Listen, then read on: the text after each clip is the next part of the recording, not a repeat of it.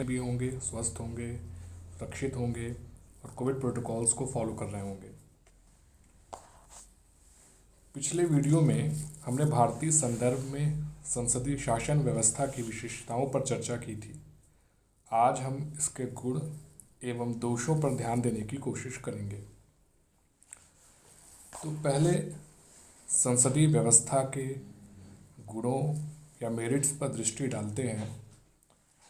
तो जो सबसे पहली मेरिट इस सिस्टम की हमें दिखाई देती है वो है कि विधायिका एवं कार्यपालिका के मध्य सामंजस्य की बात यह व्यवस्था करती है, यानी better coordination between the executive and the legislature. यहाँ पर स्टूडेंट्स में एक डाउट आता है कि विधायिका और कार्यपालिका में क्या अंतर होता है। तो सिंपल सी बात है कि जो विधान तय करता है वह विधायिका है, मतलब जो लॉ बनाता है वो विधायिका या लेजिस्लेचर है। भारतीय संदर्भ में संसद विधि बनाती है तो संसद विधायिका या लेजिस्लेचर है, और तो इसी तरह जो विधियों को इम्प्लीमेंट करता है वह कार्यपालिका या एग्जीक्यूटिव है। भारतीय संदर्भ में मंत्रिपरिषद सर्वोच्च कार्यपालिका है। या इन्हीं सब बातों को इस तरह भी कह सकते हैं कि सामान्य भाषा में, कि सामान्य तरीके से समझने के लिए, कि भारतीय संदर्भ में संसद विधायिका है और मंत्रिपरिषद कार्यपालिका। आइए वापस से गुण पे आते हैं कि ये विधायिका एवं कार्यपालिका के मध्य सामंजस्य की बात करती है व्यवस्था। चूँकि इस व्यवस्था में कार्यपालिका विधायिका का एक अंग होती है, क्योंकि इसमें मंत्री संसद के सदस्य होते हैं और यदि सदस्य नहीं हैं तो 6 माह में उन्हें सदस्यता लेनी होती है। साथ ही सामान्यतः विधायिका के बहुमत का समर्थन भी कार्यपालिका को मिलता है, क्योंकि सरकार वही बनाता है जिसका लोकसभा में बहुमत होता है। इस कारण से इन दोनों अंगों के बीच विवाद के बहुत कम अवसर होते हैं और सरकार द्वारा इच्छित कोई भी नियम आसानी से निर्मित एवं इम्प्लीमेंट हो जाता है। ये इसका पहला गुण था इस व्यवस्था का।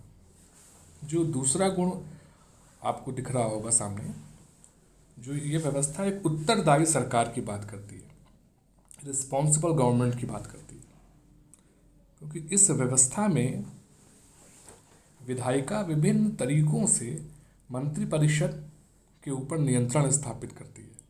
विधायिका के सदस्य किसी भी महत्वपूर्ण मुद्दे पर मंत्रियों से प्रश्न पूछ सकते हैं तथा विभिन्न प्रकार के प्रस्तावों के माध्यम से सरकार पर दबाव बनाए रखते हैं। साथ ही साथ मंत्रीगण भी अपने कर्तव्यों और कार्यों के लिए विधायिका के प्रति उत्तरदायी रहते हैं। यानी कुल मिला के ये व्यवस्था एक उत्तरदायी सरकार की बात करती है। इसके अलावा जो एक और गुण की बात की जाती है इस व्यवस्था के अंदर, कि यह निरंकुशता का प्रतिषेध करती है। It prevents authoritarianism. यानी इस व्यवस्था में कार्यकारी शक्ति या एग्जीक्यूटिव पावर जो होती है वो मंत्रिपरिषद में निहित होती है, न कि किसी एक व्यक्ति में। साथ ही मंत्रिपरिषद संसद के प्रति उत्तरदायी होती है, जिसको अविश्वास प्रस्ताव आदि के माध्यम से हटाया भी जा सकता है। तो इस तरह ये एक व्यवस्था की जाती है इस व्यवस्था के अंदर कि जिससे कि कार्यपालिका की निरंकुश प्रकृति पर रोक लगती है। अब इसके अगले गुण पे ध्यान देते हैं, जो कि ये व्यवस्था एक व्यापक प्रतिनिधित्व की बात करती है, रिप्रेजेंटेशन ऑफ डाइवर्स ग्रुप की बात करती है। क्योंकि इस व्यवस्था में कार्यपालिका, जिसको मंत्रिपरिषद कह सकते हैं, लोगों के समूह से गठित होती है। उदाहरण के लिए जो मंत्री होते हैं वो संसद के सदस्य होते हैं, अर्थात वह जनप्रतिनिधि होते हैं। अब जनप्रतिनिधि होते हैं तो व्यापक जनसमूह का प्रतिनिधित्व सरकार में भी दिखाई दे रहा है, मंत्रिपरिषद में भी दिखाई दे रहा है हमें। तो इस और साथ में इसमें इस प्रकार इसमें यह संभव है कि सरकार के जो विभिन्न वर्गों और क्षेत्रों का प्रतिनिधित्व हमें दिखाई देता है। और साथ साथ प्रधानमंत्री भी जब मंत्रियों का चयन करना होता है उन्हें, तो वो इस बात का ध्यान भी रखते हैं कि अधिक से अधिक लोगों का या वर्गों का या क्षेत्रों का प्रतिनिधित्व कार्यपालिका या मंत्रिपरिषद में होता है। तो इस तरह से ये कुछ चार गुण हमें जो मुख्य रूप से संसदीय शासन व्यवस्था के दिखाई दे रहे हैं कि ये विधायिका एवं कार्यपालिका के मध्य सामंजस्य की बात करती है, एक उत्तरदायी सरकार की बात करती है, निरंकुशता का प्रतिषेध करती है और साथ ही साथ एक व्यापक प्रतिनिधित्व की ये बात करती है। इन गुणों के बावजूद इस व्यवस्था में कुछ दोष भी मौजूद हैं जिनको जानना भी आवश्यक होगा। जो कुछ दोष इसके इस प्रकार हैं। जो पहला दोष गिनाया जाता है या इंगित किया जाता है इस व्यवस्था के बारे में कि ये कहा जाता है कि शक्ति के पृथक्करण के विरुद्ध है, it is against separation of power. चूँकि इस व्यवस्था में कार्यपालिका के सदस्य विधायिका में से ही बनते हैं, अर्थात कार्यपालिका एवं विधायिका के सदस्य अविभाज्य होते हैं। लगभग कार्यपालिका के सभी सदस्य विधायिका के सदस्य होते हैं, जो कि शक्तियों के विभाजन करने वाले सिद्धांत के खिलाफ बात जाती है, जिसमें कहा जाता है कि शक्तियों को सरकार के विभिन्न अंगों में विभाजित होना चाहिए। अब व्यवहार में इसका नुकसान यह होता है कि कार्यपालिका और विधायिका अविभाज्य होने के कारण कि जिस दल की सरकार होती है, विधायिका में बहुमत भी उसी दल के पास होता है। तो इस स्थिति में मंत्रिमंडल मनचाहा बिल संसद से पारित करवा सकता है। मंत्रिमंडल जो चाहे उसको संसद से पारित करवा सकता है, क्योंकि संसद में भी उसके पास बहुमत रहेगा। सामान्यतः ऐसा होता है। और राज्यसभा में स्थिति थोड़ी अलग होती है, लेकिन हम फिलहाल सिर्फ लोकसभा के संदर्भ में बात कर रहे हैं। और क्योंकि अगर ज्वाइंट सेटिंग होती है तो बहुत से मामलों में अगर लोकसभा में आपके पास ठीक ठाक बहुमत है तो ज्वाइंट सेटिंग में लगभग उस बात को मनवा लिया जाता है। कुछ विशेष मामलों को छोड़ देते हैं कुछ भी नियम कानून पारित करवाने के संदर्भ में।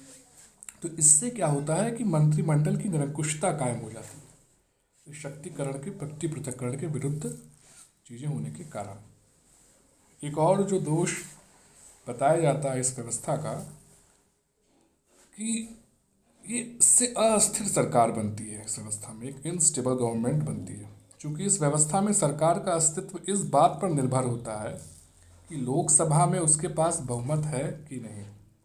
इसलिए इसमें इसकी कोई गारंटी नहीं होती कि कोई सरकार अपना कार्यकाल पूरा करेगी। एक अविश्वास प्रस्ताव या फिर कोई राजनीतिक दल परिवर्तन या कोई बहुदलीय गठबंधन सरकार को अस्थिर कर सकती है, और इतिहास में इसके अनेक उदाहरण पड़े हुए हैं, कई बार ऐसा हुआ भी। इसके अलावा जो एक और दोष बताया जाता है कि इस व्यवस्था में नीति निर्माण में अनिश्चितता या lack of confidence in policy making की बात होती है, क्योंकि इस व्यवस्था में मंत्रिमंडल का कार्यकाल अनिश्चित रहता है। इसका प्रभाव नीति निर्माण पर भी निश्चित रूप से पड़ता है। सरकारें कठोर निर्णय लेने से बचती हैं, स्पेशली जब गठबंधन की सरकार होती है। तो नीति निर्माण से पहले गठबंधन के दलों की भी मतों और हितों को भी ध्यान में रखना पड़ता है, जिस कारण कई बार लार्जर पब्लिक इंटरेस्ट वाले मुद्दों को भी ठंडे बस्ते में डालना पड़ता है। इसके अलावा जो एक और दोष बताया जाता है कि इस व्यवस्था में अकुशल व्यक्तियों द्वारा सरकार का संचालन होता है, क्योंकि संसदीय व्यवस्था में कहा जाता है कि प्रशासनिक कुशलता को उतना महत्व नहीं मिल पाता जितना उसे मिलना चाहिए। इसमें मंत्री अपने क्षेत्र के विशेषज्ञ भी नहीं होते। साथ ही मंत्रियों के चयन में भी प्रधानमंत्री के पास सीमित विकल्प होते हैं, क्योंकि उन्हें सामान्यतः संसद के सदस्यों में से ही मंत्रियों का चयन करना होता है। इसके अतिरिक्त अगर गठबंधन की सरकारें हैं तो अन्य दलों को भी संतुष्ट करना होता है। तो इन सब में प्रशासनिक कुशलता अक्सर हाशिए पर रहती है। तो इस तरह ये कुछ दोष हमें जो संसदीय शासन व्यवस्था में देखने को मिल सकते हैं कि शक्ति पृथक्करण के विरुद्ध है, अस्थिर सरकार को जन्म देती है, इससे नीति निर्माण में अनिश्चितता बनी रह सकती है, या फिर अकुशल व्यक्तियों का सरकार में बोलबाला हो जाता है इस व्यवस्था के अंदर।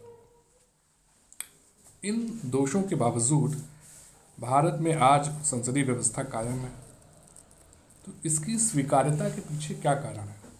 आखिर जब संविधान सभा हमारा संविधान लिख रही थी तो आखिर क्या ऐसी बातें थी कि उस समय संसदीय शासन व्यवस्था को ही अपनाया गया?